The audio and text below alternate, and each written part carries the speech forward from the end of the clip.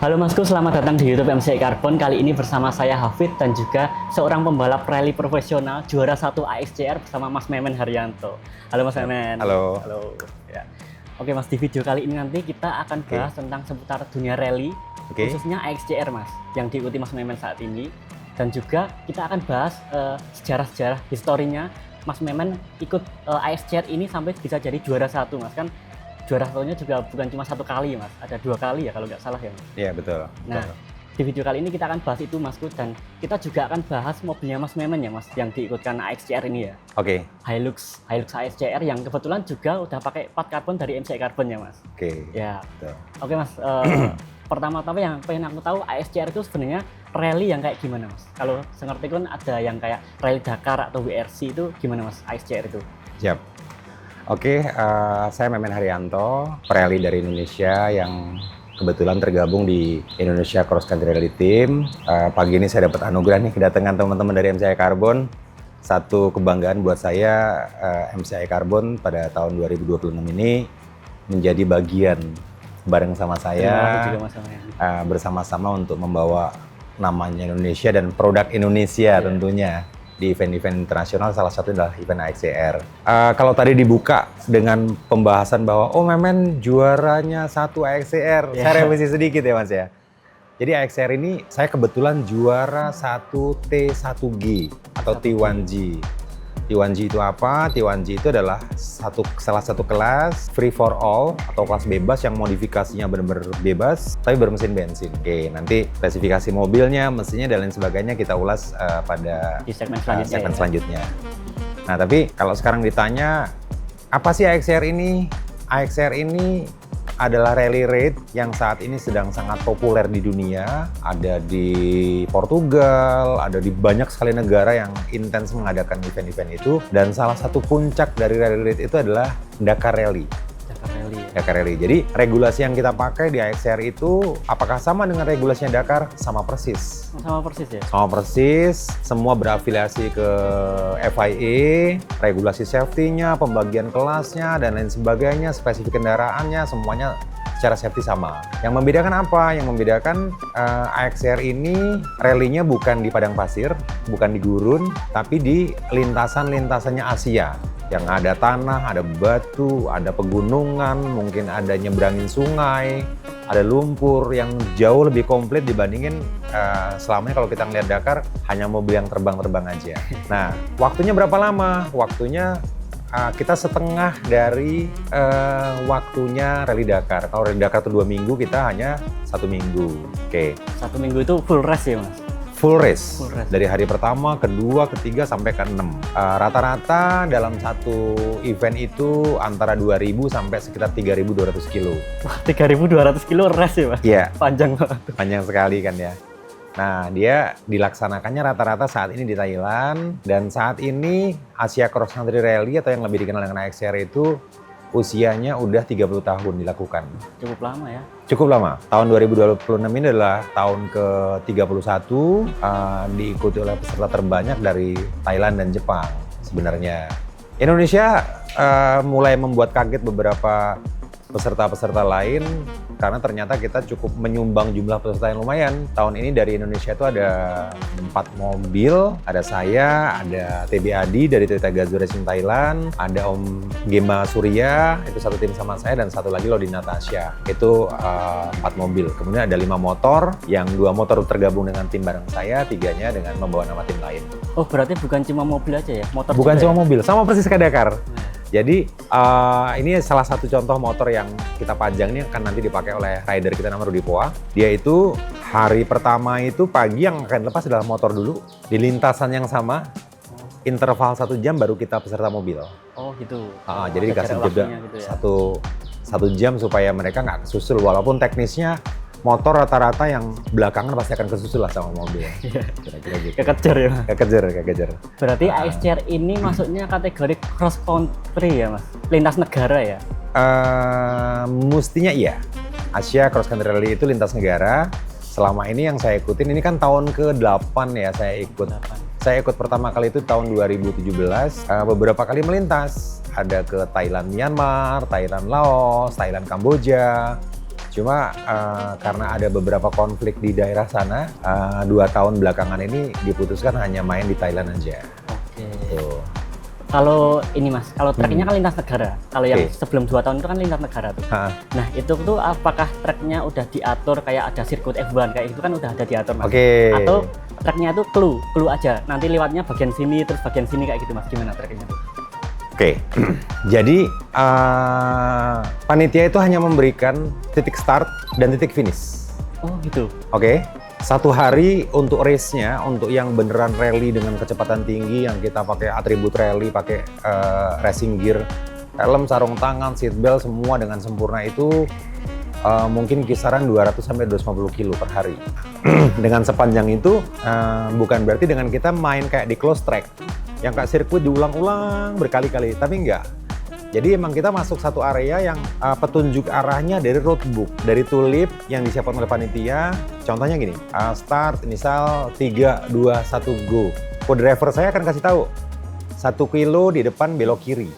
Walaupun dengan bahasa istilahnya co-driver ya, karena nggak mungkin kita bilang 1 kilo di depan belok kiri.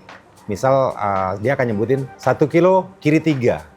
Atau 1 kilo kanan 3. Nanti dia terusin lagi 400 meter persimpangan kanan 4. Kira-kira begitu. Jadi rute dari tempat start sampai tempat finish ini semuanya dikemas di satu roadbook, satu buku yang dibacakan oleh co-driver saya. Itu tugasnya co-driver ya? Tugasnya co-driver. Jadi kita rally tanpa melakukan survei. Kalau rally-rally di Indonesia kayak rally yang 300-an kilo itu selalu ada survei, atau kalau sekarang gambarannya WRC itu udah survei. Tapi kalau rally raid di seluruh dunia, mau di negara manapun, itu tidak ada survei. Berarti sebelum race itu nggak ada practice sessionnya nggak? Tidak ada practice session. Oh nggak ada ya? Tidak ada sama sekali. Setahu Kayak saya Dakar kan, Rally, oh kayak gitu ya? persis sama. Saya tuh pernah nonton Mas, tapi kurang tahu ya itu kategorinya rally apa. Tapi kayak apa ya, driver dan co-driver atau navigator itu praktis dulu, terus navigatornya tuh kayak nyatet belokan-belokan kayak gitu. Ya, Berarti itu nggak ada survei. kayak gitu ya? Kita nggak ada. Oh nggak ada ya? Karena kita tidak mungkin mensurvei rute yang jaraknya ratusan kilo, dan kita akan lakukan itu selama 6 hari berturut-turut. Kepanjangan ya Mas? Kepanjangan. Nah, jadi emang itu menciptakan satu games yang sangat berbeda dengan event-event yang ada di Indonesia pada umumnya atau event-event di negara lain manapun. Sehingga itu yang tadinya membuat saya benar-benar jatuh cinta dengan yang namanya event XCR ini tadi. Oke. Nah Mas, kalau event ini berlangsung tuh berhari-hari, 6 hari atau? 6 hari. 6 hari itu kan ada jeda-jedanya ya Mas? Ada. Itu poin penilaiannya tuh kayak gimana? Kan nggak cuma kecepatannya aja kan yang dinilai. Itu poin penilaian di XCR ini gimana Mas? XCR hanya murni ngambil waktu tercepat. Waktu tercepat? Waktu tercepat. Oh. Jadi gambarannya gini, leg 1 kita katakanlah nginepnya di satu hotel di kota A. Kita akan jalan dulu sekitar mungkin 200 kilo atau 300 kilo atau 100 kilo menuju tempat start atau SS. Sampai situ, antara dari hotel tadi tempat start awal sampai dengan start SS, ini ada maksimum time. Jadi kecepatan kita tidak dihitung, tapi ada batas waktu tempuh maksimum, misal katakanlah 2,5 jam. Waktu 2,5 jam itulah yang dijadikan acuan bahwa kita tidak boleh melampaui itu. Stop sampai situ, masuk tempat start sesuai dengan resultnya masing-masing, jalan. 3, 2, 1, go. Itu sekenceng-kencengnya. Gitu ya. Nah, saya ditanya juga dengan beberapa teman-teman yang pengen tahu XCR itu seperti apa. Terus, apakah bahan bakar kita cukup? Ya itu gimana tuh Mas? Atau gimana kalau ada kerusakan gitu ya. Jadi misal panjang lintasannya 250 kilo, nanti ada di sekitar 100, let's say 125 kilo, kita flying finish, kemudian finish stop. Dari finish stop itu kita masuk service area. Masuk service area, service crew kita udah nunggu. Itulah proses kita akan bisa minum dengan nyaman, kemudian refueling bahan bakar, atau ngecek baut-baut dan lain sebagainya. Itu adalah kesempatannya si service crew kita untuk periksa mobil kita. Durasinya berapa lama? Dari finish stop sampai dengan kita melanjutkan SS yang tadi dipotong, itu kurang lebih 20 menit. Itu batas waktu maksimal atau? Waktu yang diberikan kurang lebih 20 menit lah ya. Gitu ya. Untuk servis, isi bahan bakar, ganti ban, dan lain sebagainya secara kurang lebih 20 menit. Jadi kita itu kalau udah masuk service area, saya atau co-driver saya itu kita nggak akan pernah surat turun dari mobil. Mobil didongkrak, digantiin ban semua, kita minum, ada yang ngurusin ban, ngurusin minumnya kita gitu ya. Selesai, kita menuju tempat start lagi, melanjutkan SS yang tadi. Oh gitu. Jadi ini seolah-olah kayak rally yang 250 kilo, cuma di pause gitu untuk ditahan, nanti akan diteruskan lagi di lanjutannya setelah masuk service area. Jalan lagi 125 kilo finish. Itu yang diambil waktunya. Oh gitu. Nah, jadi dari start yang awal tadi itu, kepotong service area yang 20 menit tidak dihitung sampai dengan finish, itu yang dihitung waktu tempuhnya semua pembalap. Dari situ menuju hotel kota berikutnya sama diberikan batas waktu tempuh maksimum dan itu tidak dihitung. Jadi yang race dihitung adalah yang kecepatan tadi, bukan ketepatan waktu. Ketepatan waktunya hanya untuk kalian nggak boleh melampaui jam sekian ya dari waktu kalian, itu akan ada penalti juga. Berarti emang ya yang dihitung cuma murni race-nya aja, yang murni kayak race-nya aja. Servis, kayak tidur di hotel istirahat itu nggak tidak dihitung, ya? tidak dihitung. Gitu. Kalau ini Mas, tadi kan ada kelas T1G. Nah itu kelas di XCR itu ada banyak atau gimana Mas? Dan regulasi di kelas itu tuh beda-beda atau? Ya. Yang paling mendasar di XCR ini ada dua perbedaan jenis mesin, diesel dan bensin. Diesel itu dibagi menjadi 3, bensin dibagi menjadi 3 juga. Bensin ada yang benar-benar mobil stok pabrik, jadi secara tampilan emang nggak boleh dirubah, materialnya tidak boleh dirubah kecuali mengganti selang radiator yang lebih kuat misal, atau mengganti shock breaker yang lebih bagus tapi tanpa merubah bracket, itu kelas stok. Nyebutnya T2A. Kemudian ada lagi yang namanya kelas T2. T2 ini adalah kelas standar tapi dihomologasikan si mobilnya, didaftarkan ke FIA. Ini sebagai mobil balap standar yang mau ngikutin event tertentu. Nanti FIA keluarkan satu homologasi buat si mobil itu, yang panitia akan meriksa sesuai tidak dengan spesifikasi kendaraannya. Nah, ada satu kelas lagi yang paling tinggi adalah kelas T1. T1 aja? T1. T1 ini dibagi T1 diesel dan T1 bensin. Yang saya ikutin kelas T1 bensin. Kelas T1 ini apa? Kelas T1 ini adalah full modifikasi. Boleh melakukan penggantian mesin, upgrade suspensi, pakai bodi diringankan, kemudian bahan bakarnya dibebaskan, sistem pendinginnya silakan dibebaskan, suspensinya, travelnya boleh dimodifikasi semaksimal mungkin. Adjustable semua ya? Adjustable semua. Jadi ekspor modifikasinya itu nggak terbatas ya Mas? Tidak terbatas. Ini kelas yang speknya paling tinggi dan rata-rata beberapa pembalap-pembalap yang pro, mereka ada di kelas ini. Ini kebetulan kelas yang sama yang saya ikutin dengan diikutin oleh beberapa pembalap dari Indonesia juga. Kalau mobil-mobil yang diikuti XCR ini Mas, khususnya kelas T1G yang diikuti Mas Memen itu apa aja Mas? Ada Toyota Tacoma, kemudian saya pakai Hilux Revo, ada juga Suzuki Jimny, Toyota Prado. Saya lupa ada berapa banyak ya, tapi mirip-mirip itulah kurang lebih. Tapi kalau CC-nya itu gimana Mas? Kualifikasinya? CC itu dibebaskan tapi maksimum 8 silinder. Maksimum 8 silinder? Maksimum 8 silinder. Kalau nggak salah, saya takut salah, nanti kalau salah tolong dikoreksi.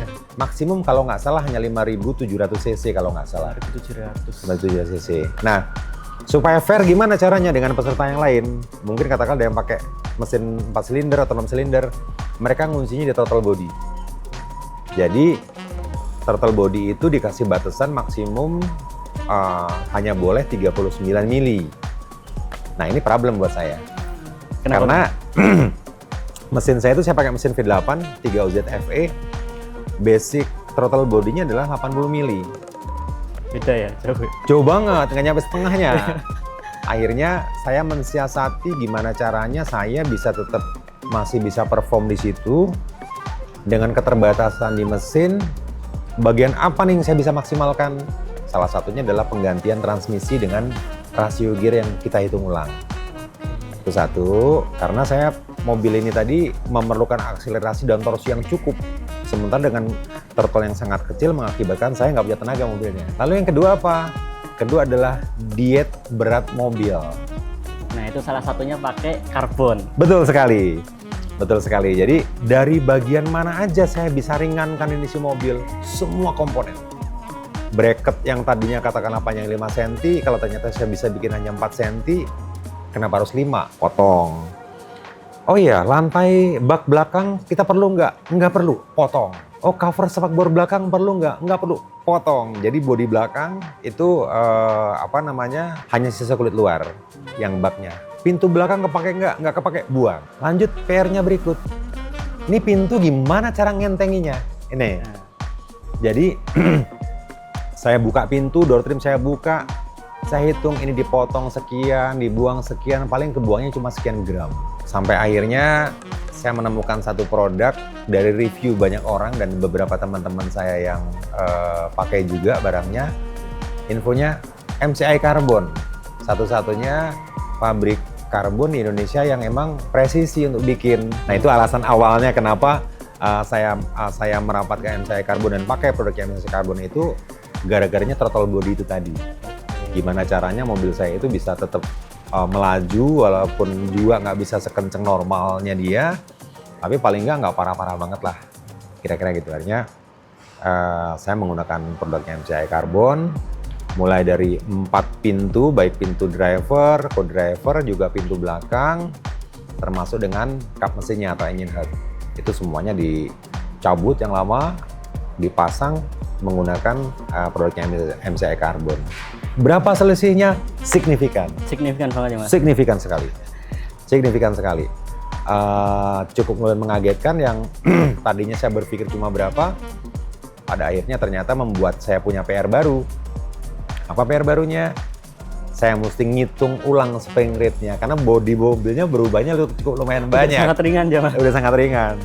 Jadi kebetulan saya juga disupport oleh pabrik shock breaker dari luar yang mereka udah punya data mobil saya semua. Mereka sudah hitungkan rate pair-nya, revolving-nya udah disesuaikan dengan bobot saya, tuning ulang semua. Tuning ulang semua. Karena udah beda semua ya settingannya. Udah beda semuanya. Yang tadinya berat karena udah pakai beberapa part dari MCI Carbon, jadi ngaruh banget ya Mas? Sangat pengaruh sekali. Kalau tim di AXJR ini tuh tim yang support full pabrikan atau gimana Mas? Untuk saya sendiri? Iya, untuk Mas Memet. Saya privateer. Privateer. Jadi saya beli mobil sendiri. Kebetulan saya dari mobil baru tadinya, cabut mesinnya, ganti mesin V8, saya lakukan modifikasi sendiri, belanja barang sendiri, dan lain sebagainya. Oh itu berarti kepemilikannya itu Mas Memet sendiri ya? Kepemilikan saya sendiri. Oh kayak gitu. Dan bersyukur disupport oleh beberapa sponsor yang dalam hal ini mereka mendukung kiprah saya di event-event nasional maupun internasional. Jadi untuk banyak hal, spare part dan lain sebagainya saya disupport oleh para sponsor. Oke. Termasuk biaya operasional balapan. Oh iya. Gitu kira-kira. Berarti operasional juga disponsori gitu ya Mas? Disponsorin oleh sponsor. Nah Mas, kalau awal mula Mas Memet terjun AXJR ini gimana Mas? Kenapa kok akhirnya memilih AXJR dari tahun 2017 ya Mas sampai sekarang? Oke, siap. Saya menggeluti dunia 4x4 ini dari saya masih muda sekali. Malah dari sebelum saya nikah saya udah suka dan jatuh cinta dengan mobil 4x4. Tadinya saya hobinya adventure off-road, pakai mobil yang ban gede gitu ya. Yeah. Dan dari dulu saya fanatik dengan yang namanya Jeep, CJ7, Cherokee, dan lain sebagainya. Saya fanatik ke sana. Nah, 2011 awal saya mengikuti event kompetisi yang agak serius, pakai CJ7 di Speed Off-Road waktu itu. Speed Off-Road. Speed Off-Road 2011 sampai 2016 kurang lebih. Cuma saya ngerasa monoton. Karena ada di track ya, gitu terus ya Mas? Gitu terus. Bahkan beberapa event karena emang di tempat kita tracknya udah track hafalan. Karena pengulangan di sirkuit yang sama tanpa ada perubahan gitu ya. Nah itu yang pertama. Kemudian yang kedua saya ngeliatnya, ini kalau sekarang saya bertahan mengikuti games ini, ke depan goalnya apa gitu kan ya. Karena kebetulan Speed Off-Road ini adalah games ciri khasnya Indonesia yang harus kita banggakan. Banyak sekali orang-orang yang akhirnya go internasional berangkat dari cabangnya Speed Off-Road termasuk saya. Tapi ini adalah produk Indonesia yang tidak berafiliasi juga ke FIA, tidak seperti rally. Kalau rally muaranya ke WRC gitu jelas gitu ya. Akhirnya saya ngelirik namanya Rally Raid. Rally Raid yang terdekat itu di mana? Di Asia, di Thailand. Nah, kebetulan waktu itu saya diundang oleh salah satu sponsor yang sampai dengan sekarang mensponsorin saya, namanya Furukawa Battery. Mereka nyiapin mobil, nyiapin semuanya, semua barangnya ada di Thailand, dan saya hanya tinggal berangkat ke sana. Kata mereka, memang silahkan coba, rasakan seperti apa AXR ini, dan mudah-mudahan akan continue ikut. Itu emang awalnya saya kecebur. Awalnya kayak gitu ya, emang dari dulu, dari muda itu udah suka 4x4 ya Mas? Suka 4x4. Apa yang paling menarik dari AXR? Tantangannya. kita tidak pernah bisa tebak lintasannya seperti apa karena tidak ada survei. Tiba-tiba di situ ada lubang, ada super ball, ada batu atau ada apapun itu. Kita mesti pinter-pinter untuk kontrol emosi, jagain kendaraan supaya nggak rontok di jalan karena eventnya lama kan, 1 minggu gitu ya. Mobilnya harus bisa sampai finish ya Mas? Sampai finish dengan sempurna, dengan keterbatasan saya sebagai pembalap privateer gitu ya. Dengan bawa service crew yang tidak terlalu banyak. Ini ternyata satu kenikmatan yang mungkin saya dapat pada saat saya ngalamin kejenuhan dengan speed off-road. Berlanjutlah sampai sekarang dan ini menjadi tahun ke-8 saya ikut. Tahun ke-8 dan sekarang berarti udah di T1G itu juara satunya 2 kali? 2 kali. 2022 saya pakai Cherokee, saya kedua. 2023 saya pakai Hilux yang tadi ke-1. 2024 saya trouble transmisi, waktu itu nyobain transmisi Matic. Setiap hari saya ada isu dengan transmisi, saya masih bisa bertahan di juara 5. Tahun 2025 saya balikin lagi ke transmisi manual dan alhamdulillah di T1G saya bisa satu lagi. Kalau cerita untuk mendapatkan kejuaraan itu gimana Mas? Susah-susahnya, apa yang harus disiapkan sebelum race kayak gitu Mas? Oke. Mungkin samalah dengan yang dilakukan oleh semua pembalap, baik itu motor, mobil atau apapun itu. Ya kita mempersiapkan kendaraan semaksimal mungkin. Yang pasti modifikasi kendaraan yang disiapkan itu harus disesuaikan dengan event yang diikuti. Sama dengan XCR. Tahun ini saya melakukan perubahan yang sangat signifikan, terutama di sektor kaki-kaki, karena memang lintasannya tahun ini teknologinya mungkin udah berubah ya. Jadi kompetitor pun mereka mengambil kendaraan dengan sangat serius, kecepatannya pun udah pada mulai naik. Tahun ini saya ganti suspensi dengan long arm, long travel, pakai suspensi yang emang dalam tanda kutip suspensi pinter gitu, yang 3-way suspension. Jadi intinya adalah menyiapkan kendaraan sesuai dengan kebutuhan di lintasan, tidak lebih tidak kurang gitu ya. Jangan terlalu berlebihan juga karena belum tentu akan kepakai gitu. Tapi jangan sampai kurang, atau mendingan lebih juga sedikit tapi nggak apa-apa gitu ya. Itu persiapannya, dan mencoba mobil dengan semaksimal mungkin sebelum pergi sampai tahu titik lemahnya di mana. Saya udah lewatin juga prosesnya. Sisanya ya standar lah. Dari sponsor, latihan dan lain sebagainya. Oke, berarti harus ngenalin mobil ya Mas, paling utama ya Mas? Iya, kenalin mobil. Kenalin mobil, karakternya kayak gimana, kurangnya bagian apa aja kayak gitu. Iya, dan tahu kontrol emosi karena mobil itu punya batas, sementara kalau kita sebagai pereli atau pembalap itu, kita nggak pernah punya batas. Jadi emang harus pinter-pinter jagain, yuk kita finish dengan enak ya. Karena banyak juga orang yang nge-push dengan sedemikian rupa, hari pertamanya dia bagus, hari keduanya berantakan. Benerin lagi, hari ketiga bagus, hari keempatnya berantakan. Jadi kalau di XCR menurut saya yang paling ideal adalah konsisten untuk melakukan yang terbaik setiap hari. Bukan berarti harus kenceng di semua lintasan, tapi jagain semuanya. Kita mesti jagain service kru kita juga untuk tetap masih bisa bertahan. Karena mereka adalah alat yang mendukung kita juga, bukan hanya seperti mobil. Jadi lakukan yang terbaik setiap hari, semaksimal mungkin, tapi tidak melampaui batas. 2 hari terakhir kita akan pol-polan, rata-rata begitu. Kuncinya salah satunya di konsisten ya Mas, karena konsisten. Rally XCR ini bukan cuma sehari aja, bukan cuma beberapa lap, tapi berhari-hari ya Mas, rangkaian dari hari pertama sampai hari akhir itu harus benar-benar semuanya dipreparekan dengan baik ya. Betul, betul. Kalau Mas Memen itu ikut XCR di T1G itu emang direncanakan ikut di kelas itu atau gimana Mas ceritanya? Saya dari dulu selalu pakai mobilnya tuh bensin kebetulan. Jadi handling mobil bensin saya jauh lebih familiar dibandingkan dengan mobil-mobil diesel yang kadang-kadang begitu di tikungan, mobil diesel pada saat kita perlu power emang turbonya lagi pas nggak ngebus, yang gitu-gitu. Jadi saya lebih terbiasa dengan mobil bensin sebenarnya alasannya. Mungkin sekarang teknologi udah berubah, mesin-mesin diesel juga responsif dan kenceng-kenceng. Tidak menutup kemungkinan suatu saat saya akan menggunakan diesel. Berarti alasannya handling ya Mas? Alasannya adalah gayanya, driving style saya. Driving style ya? Nah, saya biasa dengan mobil bensin tadinya. Oke, tapi setahu saya kan cuma beda mesin bensin sama diesel, cuma kayak tenaganya di bagian mana, torsinya kayak gitu. Berarti alasannya Mas Men itu ya Mas? Betul. Oke. Dan kali ini Masku karena kita mungkin ngobrol-ngobrolnya cukup, jadi kita akan bahas mobilnya, mobil yang digunakan Mas Memen, Hilux XCR, seperti apa modifikasinya, karena modifikasi ini bukan cuma 1-2 bagian aja, tapi menyeluruh ya Mas. Ya. Dari eksterior, interior, yang spesialnya mungkin kaki-kaki ya Mas. Betul. Karena melewati beberapa lintasan yang kita nggak tahu nih di depan ada apa kayak gitu Iya, ya. betul sekali. Yang paling utama adalah pastinya kita akan bahas karbon dari MCI Carbon. Seberfungsi apa karbon itu di Hilux buat rally XJR ini Mas. Ayo Mas, kita geser ke Hiluxnya Mas. Siap, oke.